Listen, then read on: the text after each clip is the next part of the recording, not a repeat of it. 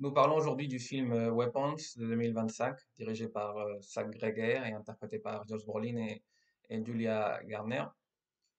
Je pense que l'histoire du film c'est une forme, c'est une bonne façon de commencer un film, la disparition de toute une classe qui sont disparus à 2h17 du matin, et de façon que à le jour suivant, bah, il y a personne dans, dans la classe qui s'assistait, et simplement un élève et sa professeure. Alors, toute la ville pense que la professeure a quelque chose à voir, c'est-à-dire que la population et surtout les parents de les enfants qui sont disparus, ils établissent une petite relation cause-effet et ils voient que la femme, la professeure, est la responsable de tout ça, non? Alors, il y en a un qui vandalise sa voiture, non? Ils font des dessins dans sa voiture, ils écrivent que c'est une sorcière, et n'empêche qu'elle, elle a rien fait. Alors, comme l'investigation policière, il se développe pas selon ses espoirs, nous voyons qu'elle, elle est obligée à commencer sa propre investigation. Et c'est là qu'on découvre que le film a une structure on va dire, de histoire relationnée, connectée. Nous avons plusieurs épisodes, chacun centré en un personnage différent, non? Ce n'est pas la première fois qu'on voit ça, mais c'est vrai que dans le genre du terreur, c'est moins habituel, hein. Normalement, on voit tout ça dans le cinéma criminel. Euh, je sais pas, on peut parler de fiction ou, ou dans le drame, comme par exemple Crash, non? Je pense que c'est un film ça a été vendu comme un film de terreur.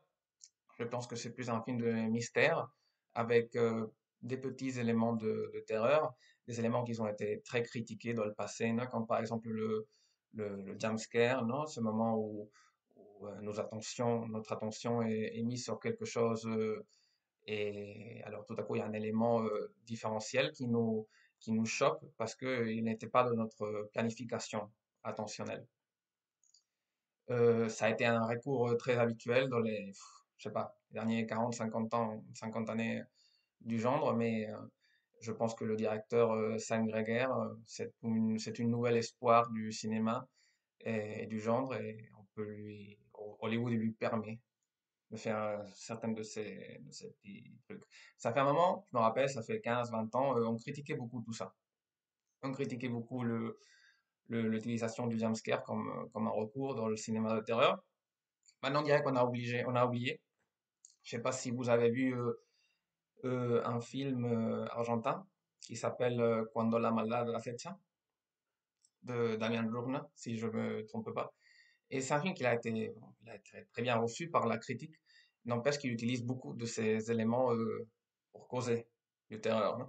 Ça fait pas longtemps, je voyais le The Shining de Stanley Kubrick et on pouvait voir que on va dire le jump scare, il n'était pas utilisé de la même façon, non? Il était peut-être un peu plus organique, peut-être faisait partie du tout, de la complexité du film et c'était un élément de plus, mais un élément qui avait du sens avec la coordination des autres éléments, non? La musique, l'atmosphère. Ici, on voit qu'il y a une mélange d'éléments. Moi, je pense que c'est un peu il y a pas exactement un sens de organicité pendant tout le film. Je pense qu'il y a d'éléments de terreur policière que qu'enfin ils sont pas trop bien. On voit il y a une sensation de mélange. On voit une sensation qu'il y a beaucoup d'histoires, il y a beaucoup d'éléments que qu'on voit de où ils viennent. C'est-à-dire, on voit qu'il y a une référence substantielle à certaines expériences humaines. Non, comme par exemple, il y a un moment donné, on peut voir, il y a l'histoire d'un policier avant, il était alcoolique, maintenant, il essaie d'arrêter de boire. Et alors, il est irritable, il a une espèce enfin, il a un conflit pendant le film avec un jeune qui se drogue. Et c'est très intéressant de voir. Je pense que c'est peut-être un des éléments les plus choquants du film parce qu'on n'attend pas exactement ce détournement des faits. Mais le film, il marche. Le film, il marche. C'est-à-dire le film, même si on peut voir que on va dire le, le centre, si on voit que le centre du film, c'est-à-dire la base sur que tout le reste se soutient, elle est un peu faible. Moi, je pense que quand on arrive vers les 15-20 dernières minutes du film, on voit que le film est soutenu sur quelque chose de très faible. Mais on peut faire avec. Je pense que le film, il marche grâce à des dialogues naturels. Je pense que les dialogues, c'est quelque chose qui donne au film une sensation de vérosimilité, c'est-à-dire de vérosimilitude. C'est-à-dire, je pense que le film on peut croire, même si la base de tout est faible, non? C'est-à-dire, l'histoire, il devient peut-être un peu incroyable, mais on peut faire avec. Je pense que Josh Brolin et Julia Garner, ils offrent des très bonnes interprétations. Je pense que c'est des interprétations aussi très plus connues de ce que je vois avec des autres acteurs dans le film. Je pense qu'il y a des gens qui sont plus intenses, peut-être parce que le rôle le demande, mais aussi je pense qu'il y a pas, je pense qu'il y a les personnages, on dirait qu'ils sont dans des films différents. Je pense qu'il y a des personnages ils ont un traitement un peu plus comique. Je pense que ou un peu plus, on va dire euh, limite.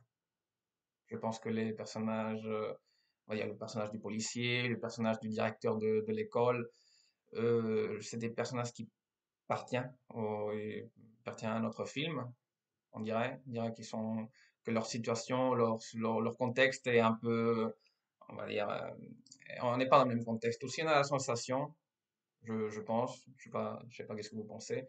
Je pense que le fait qu'il y a 17 non, 17 jeunes qui sont disparus est bientôt oublié. Je pense que c'est un peu c'est un des centres du film et même si ça cause que l'histoire avance en certains moments, on dirait que on voit pas vraiment les effets de ça. On voit qu'il y a peut-être des 17, on voit qu'il y a un père, que c'est le personnage interprété par Josh Brolin, que en fait lui, il est affecté, il est pas bien. Mais les autres, enfin les autres, on voit pas beaucoup des autres parents. On voit peut-être un couple, mais on voit pas les effets.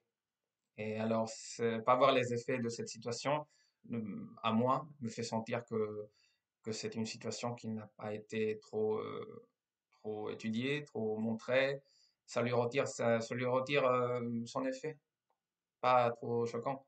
N'empêche que c'est un film qu'on peut voir. C'est un film, je pense que il est, en regardant le panorama cinématographique du terreur, du genre dans les dernières années, je pense que ça agrégère et il tourne bien. Je pense qu'aussi, il tourne bien, mais aussi quand il écrit et il est toujours autour de certains sujets. Je pense que l'intérieur, non, l'idée d'intérieur, parce qu'il y a toujours je sais pas si vous avez vu Barbarian, son dernier film, avant celui-là.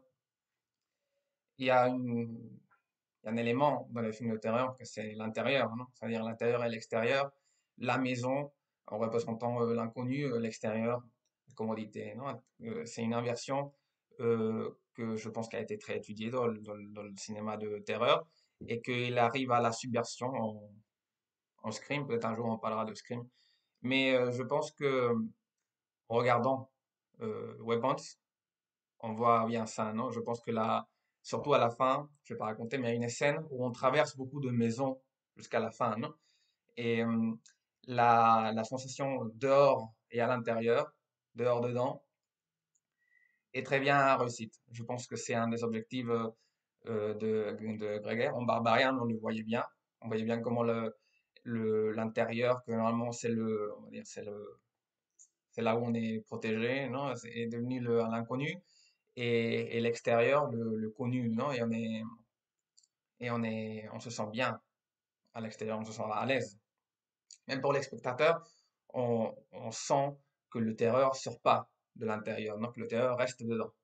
Et il y a un petit jeu entre ces éléments que je pense qui vaut la peine. Je pense que c'est un film qu'on peut voir. Je pense pas que ça soit un mauvais film, sous aucun point. Je pense que c'est aussi une bonne expérience parce que on va dire le jeu narratif, les structures narratives. Il peut avoir ses défauts et peut peut-être stresser les spectateurs qui veulent une réponse tout de suite. Peut-être pour avoir des réponses ou pour avoir le début d'une réponse, il faut attendre, le film dure 2 heures, il faut peut-être attendre à l'heure et demie. Et peut-être pour beaucoup de gens, le résultat, c'est-à-dire les réponses sont pas trop, ça suppose pas une satisfaction pour eux. N'empêche, un bon film, je pense qu'on peut le voir. Je ne sais pas si je le recommanderais à tout le monde, mais si quelqu'un il aime bien le genre, et je pense que c'est un très bon choix dans ces derniers temps.